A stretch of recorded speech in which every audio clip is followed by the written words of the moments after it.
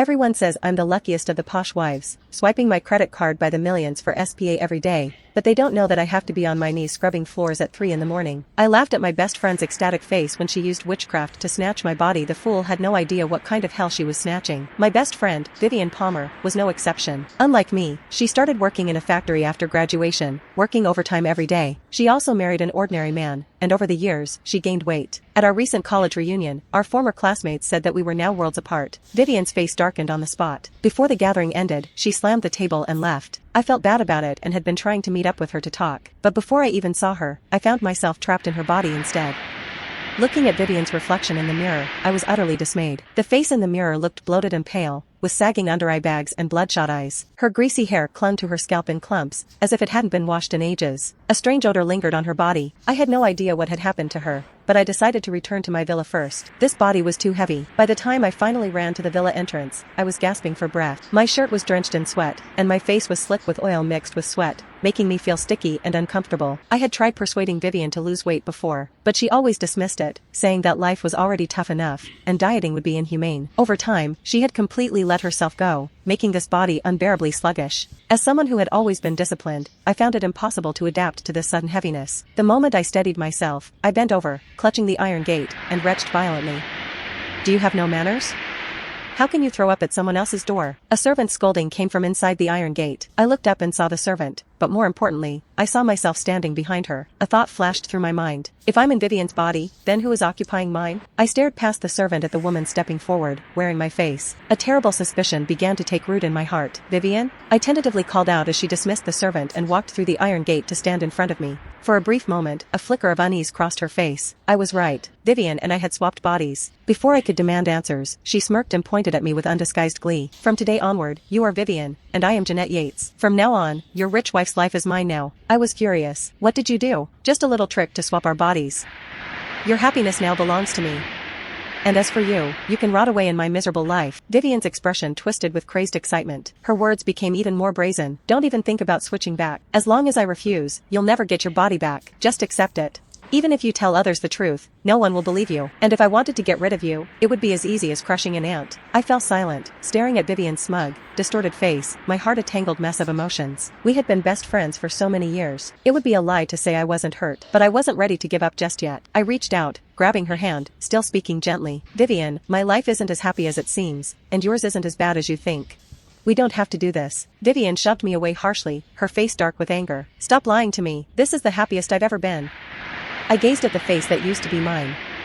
Finally, I sighed and asked, "Are you sure you want to go through with this?" "Of course. I went through so much trouble to swap with you. Even if I die, I'll never give this body back." Vivian's tone was resolute. "All right," I agreed without hesitation. Seeing the momentary shock on her face, I nodded firmly and said seriously, "From today onward, Jeanette's life is yours." From now on, she was Jeanette, and I was Vivian. I generously handed over Jeanette's happy life to her. Without looking back, I left the villa and returned to Vivian's home. Earlier, I had left in such a rush that I hadn't noticed my surroundings. But as I opened the door again, the sight before me left me stunned. The living room was an absolute mess. Takeout boxes of all sizes covered the table, clothes and socks were strewn across the floor, and chairs were toppled over. The entire room looked like it had just been hit by a disaster.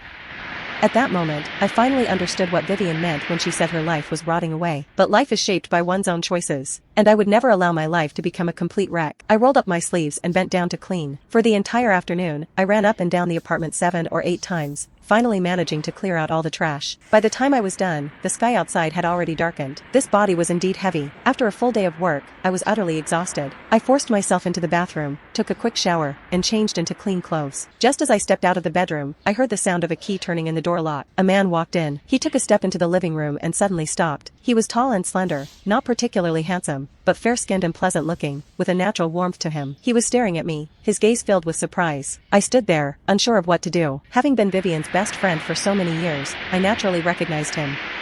Vivian's husband, Cedric Palmer, but now, he was my husband. I looked up at him, my fingers unconsciously tightening around the hem of my shirt. Even though I had accepted the reality of being Vivian, Cedric was still a stranger to me. As he walked toward me, my mind raced through countless possible responses. But before I could say anything, he spoke first. "Did you clean up?" There was doubt in his voice. His gaze made me a little nervous. Not knowing how Vivian usually interacted with Cedric, I simply forced a smile and replied, "Dinner is ready. Go wash your hands." Cedric's expression grew even more complicated. He stood there, studying me for a while before silently heading to the bathroom. By the time I brought out the dishes, he was already seated at the dining table. His back was to me, his fingers lightly rubbing the tabletop as he muttered something under his breath. Noticing my approach, he quickly pulled his hand back.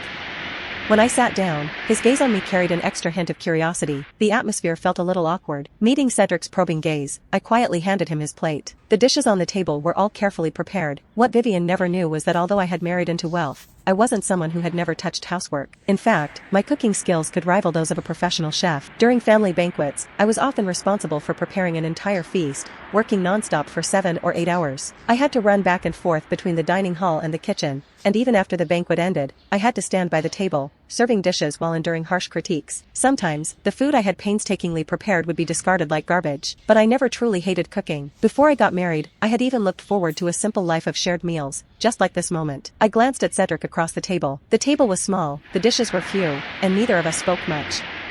Yet, I felt an unexpected warmth and a rare sense of ease. And Cedric seemed to really enjoy my cooking. Seeing how quickly the 4 plates were emptied, I couldn't help but glance at him again. He maintained his usual calm demeanor, but the tips of his ears were slightly red. Setting his plate down, he looked up at me, his gaze softening. "Have you thought it through? Are we continuing this marriage?" he asked. I froze. What is he talking about? Had Vivian planned on leaving Cedric before? I mused. I know I can't give you a wealthy life. I can't offer you the kind of luxury that your best friend enjoys. So, if you have other plans, I'd understand. But as I promised before, as long as you are my wife, I will treat you well. Cedric's expression was serious. His words made my eyes sting. The man in front of me wasn't dressed in designer brands, nor did he exude an air of wealth and privilege. But there was a warmth in his features, a gentleness in his words, like the golden rays of a spring morning shining down on me. He made me feel secure. Cedric had an aura of quiet reliability. I let out a sigh. I had told Vivian before that her life wasn't as terrible as she imagined. After a moment of silence, I stood up, lowered my head to gather the dishes, and responded softly, "Honey, I was wrong before. I've thought it through. From now on, living our own life well is what matters most." I sensed Cedric pause for a second.